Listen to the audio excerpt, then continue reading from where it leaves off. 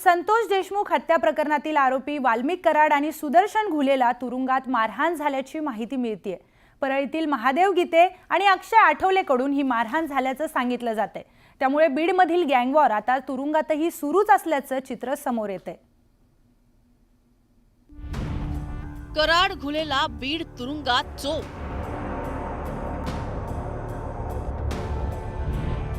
गीते आणि आठवलेकडून मारहाण। जुन्या वादातून राडा झाल्याचा संशय।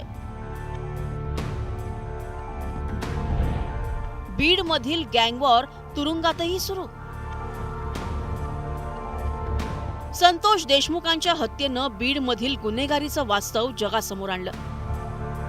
गुन्हेगारांचा आका बनून सत्ता उपभोगणाऱ्या वाल्मिक कराडच्या मुसक्या आवळून तपास यंत्रणांनी त्यांना तुरुंगात डांबलं।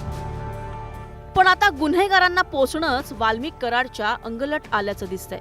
कारण तुरुंगातही वाल्मिक कराड आपल्याच जुन्या सहकाऱ्यांच्या निशाण्यावर आल्याचं दिसतंय। सोमवारी सकाळी बीडमध्ये जिल्हा कारागृहात 2 गटांमध्ये राडा झाला। या राड्यात वाल्मिक कराड आणि सुदर्शन घुलेला मारहाण झाल्याचं समोर आलंय। परळीतीलच महादेव गीते आणि अक्षय आठवलेकडून कराड आणि घुलेला मारहाण झाल्याचं कळतंय। कारागृहात कराड गीते शेजारच्या बराकीत कुटुंबियांना फोन करण्यासाठी एकाच ठिकाणी कैदी जमले। 5 आणि 6 नंबरच्या बराकीतील कैद्यांमध्ये वाद।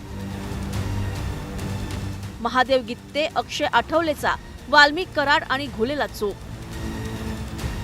2 गँगमध्ये राडा सुरू झाल्यानंतर जेल पोलिसांनी वेळीच मध्यस्थी केल्यानं पुढचा मोठा अनर्थ टळला।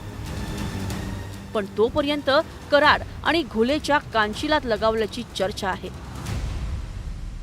या जेल प्रशासनामध्ये काही लोक एवढे निराळलेले आहेत की त्यांना कशाचीच काय भीती वाटत नाही।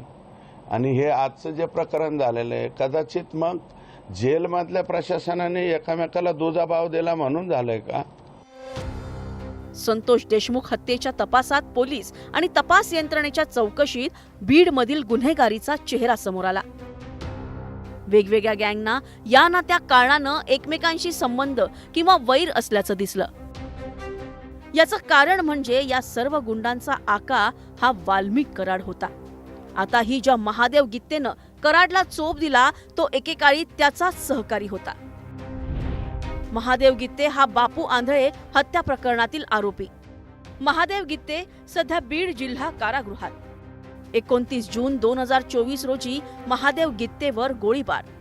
कराडच्या सांगण्यावरून गोळीबार केल्याचा महादेव गीतेचा आरोप। महादेव गीते राष्ट्रवादी शरद पवार गटाचे नेते बबन गीतेंचा कार्यकर्ता, तर बापू आंधळे राष्ट्रवादी अजित पवार गटाचा धनंजय मुंडेचा कार्यकर्ता होता। विशेष म्हणजे या घटनेनंतर फरार झालेला बबन गीतेची फेसबुक पोस्टही चर्चेत आली आहे। अंदर मारना या मरना सब कुछ माफ है अशा आशयाची पोस्ट बबन गीतेनं केली आहे।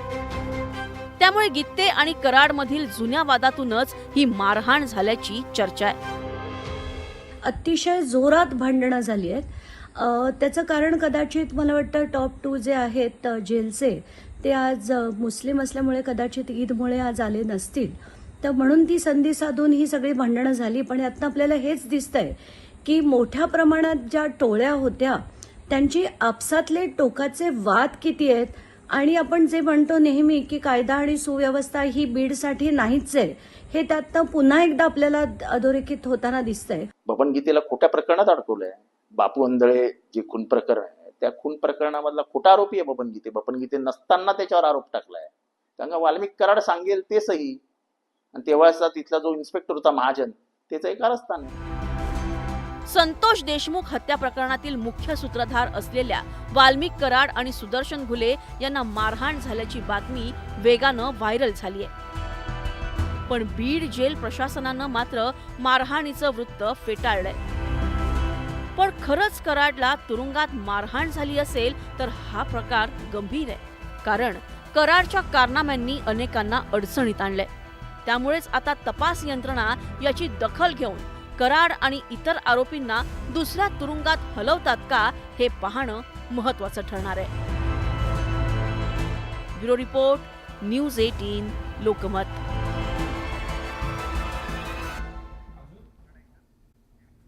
सतीश भोसले उर्फ खोक्या प्रकरणात मला विलन ठरवून माझ्या खुनाचा कट टाकण्यात आला होता असा खळबळजनक दावा भाजप आमदार सुरेश धस यांनी केलाय. सतीश भोसले हरणांना मारून त्यांचे मांस हे सुरेश धस यांना पुरवतो असं सांगून बिश्नोई गँगच्या काही लोकांना विमानाने मुंबईत आणण्यात आलं होतं. या लोकांना मला मारण्यासाठी आणलं होतं आणि असे सुरेश धस यांनी एका मुलाखतीत म्हटले. सुरेश धस यांच्या या दाव्यामुळे एकच खळबळ उडाली आहे. दरम्यान खोक्या उर्फ सतीश भोसले याला काही दिवसांपूर्वी अटक करण्यात आली होती. त्याच्यावर अनेक आरोप देखील दाखल करण्यात आले होते.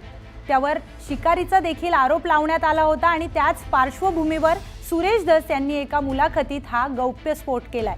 मला जिवंत मारण्याचा कट रचण्यात आला होता असा मोठा आरोप केल्यानं राजकीय वर्तुळात एकच खळबळ उडाली आहे.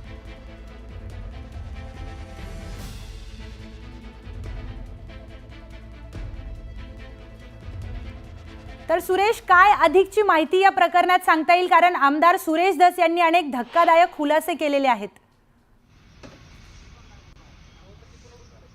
भाजप आमदार सुरेश धस यांनी काल एका वृत्तवाहिनीला दिलेल्या मुलाखतीमध्ये त्यांनी हा सगळा गौप्यस्फोट आहे तो केलेला आहे. सतीश भोसले उर्फ खोक्या हा सुरेश धस यांचा कार्यकर्ता आहे आणि त्याने बॅटनं मारहाण करत असतानाचा व्हिडिओ व्हायरल झाल्यानंतर त्याच्यावरती गुन्हा देखील दाखल झाला. त्यानंतर ढाकणे कुटुंबाला मारहाण प्रकरणात देखील सतीश भोसले याच्या विरोधात गुन्हा दाखल करण्यात आलेला आहे.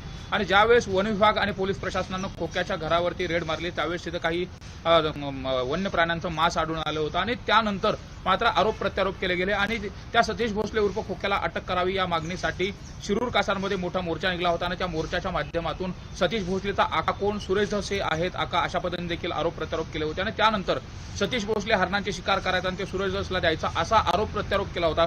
त्यामध्ये टी.पी. मुंडे यांनी देखील आरोप केला होता. तर अनेक ओबीसीचे नेते आहेत त्यांनी आरोप केला होता. त्यानंतर सुरेश धस यांनी जो खळबळजनक दावा केला आहे की अशा पद्धतीने भासवून म्हणजे सतीश भोसले हा शिकार करायचा आणि त्या हरणाचा मांस सुरेश धस यांना पोहोचायचा हे बिश्नोई गँगला सांगून बिश्नोई गँगचे 4 ते 5 माणसांना मुंबईमध्ये विमानाचं तिकीट काढून आणलं होतं असा देखील दावा सुरेश धसने केला. आणि हा सगळा जो काही कट कारस्थान आहे हे कुणी रचलं होतं, कशा पद्धतीने रचलं होतं आणि सतीश भोसलेच्या पाठीमागून मला टार्गेट करण्याचा प्रयत्न केला जात होता असं देखील सुरेश धस यांनी सांगितलं. त्यामुळे अत्यंत धक्कादायक आहे. सुरेश धसांना टार्गेट करणारा कोण आहे, कशा पद्धतीने हे सगळं केलं जात होतं हे सगळं तसाच समोर येणारच आहे. मात्र ज्या पद्धतीने सुरेश धस यांनी दावा केलेला आहे की हे सगळं कशा पद्धतीने घडवून आणलं जात होतं, सतीश भोसलेला विलन दाखवलं होतं आणि त्यानंतर सतीश भोसलेचा पाठीमागचा कोण आहे हे दाखवून हे सगळं कट कारस्थान रचलं जात होतं. का तर बिश्नोई जर आपण बघितलं, बिश्नोई समाज हा हरणांना देव मानतो आणि त्यानंतर त्या हरणांना मारलं आणि त्याचं मटण सुरेश धस यांनी खाल्लं हे दाखवून बिश्नोई गँगकडून खून करून घ्यायचा होता का असा देखील जो संशय आहे तो सुरेश धस यांनी व्यक्त केला होता. त्यामुळे या प्रकरणात आता सुरेश धस आणखी याची तक्रार थेट मुख्यमंत्र्यांकडे देखील करणार आहेत. हे कुणी कट कारस्थान रचलं होतं या संदर्भातले माझ्याकडे पुरावे आहेत आणि थेट मुख्यमंत्र्यांना मी हे सांगणार आहे.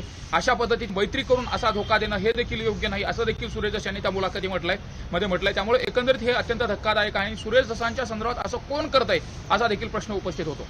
प्रिया, धन्यवाद सुरेश. सविस्तर माहितीसाठी वळूया पुढच्या बातमीकडे. बीड जिल्हा मध्यवर्ती जेलमध्ये आकाकडे एक स्पेशल फोन आहे ज्याच्यावरून आकांचे डायरेक्ट कनेक्शन परळीतील एका फोनशी होते. वाल्मिक कराडला स्वतंत्र जेवण पुरवठा केला जातो असा गंभीर आरोप भाजप आमदार सुरेश धस यांनी केलाय. विशेष बीडच्या जेलमध्ये काहीही होऊ शकतं. माझी माहिती अशी आहे, जेलमध्ये आकाला स्वतंत्र जेवण आणि स्पेशल फोन आहे. तसेच या संपूर्ण जेल प्रशासनासह बीडचे पोलीस अधीक्षक यांच्यावरतीही प्रश्नचिन्ह उपस्थित करत भाजप आमदार सुरेश धस यांनी कार्यप्रणाली सुधारण्याची मागणी देखील केली आहे. हाणामारे आज झालेले आहे. बीडच्या जेलमध्ये काही बी होऊ शकतं ना. बीडच्या जेलमध्ये माझी तर माहिती अशी आहे की या आकांना स्वतंत्र जेवण सुद्धा पुरवठा होतोय इथपर्यंत माहिती माझ्याकडे आलेली आहे. आणि एक स्पेशल कोणता तरी फोन आहे ज्याच्यावरून आकांचा डायरेक्ट कनेक्शन कोणत्या तरी परळीतल्या एका फोनशी होतं इथपर्यंत माहिती माझ्याकडे आलेली आहे.